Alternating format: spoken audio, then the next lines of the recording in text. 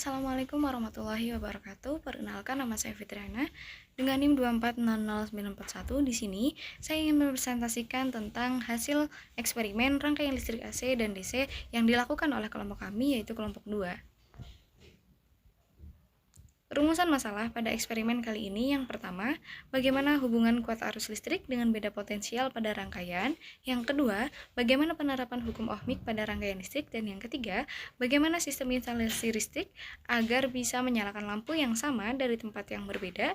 Dan yang keempat adalah bagaimana nyala lampu pada saat dirangkai paralel dan dirangkai seri. Nah, tujuannya pada eksperimen kali ini yaitu yang pertama untuk mengetahui hubungan kuat arus dengan beda potensial, dan yang kedua mengetahui penerapan hukum ohmik dan non-ohmik, dan yang ketiga adalah mengetahui bagaimana cara menyalakan lampu yang sama pada tempat yang berbeda, dan yang keempat adalah mengetahui nyala lampu jika dirangkai secara seri dan paralel.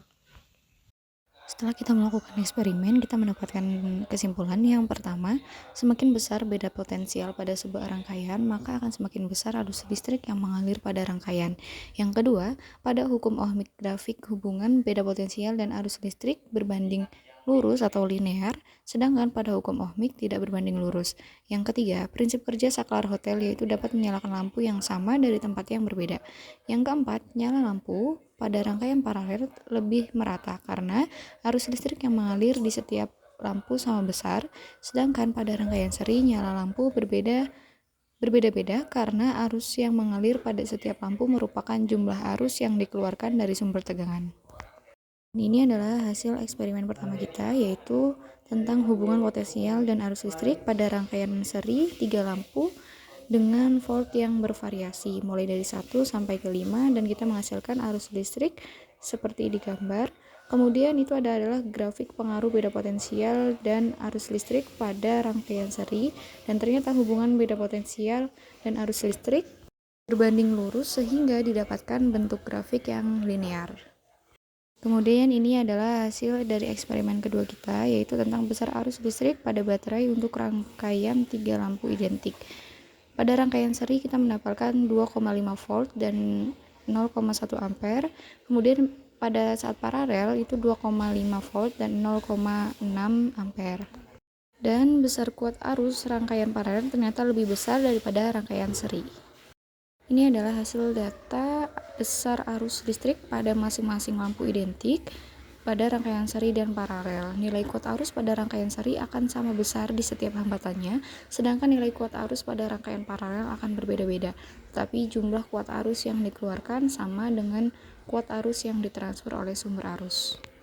Dan ini adalah hasil data beda potensial pada masing-masing rangkaian seri dan paralel. Besar beda potensial rangkaian seri ternyata lebih besar daripada rangkaian paralel. Dan ini adalah hasil dari percobaan lampu rangkaian paralel dengan 2 volt dan 0,4 ampere.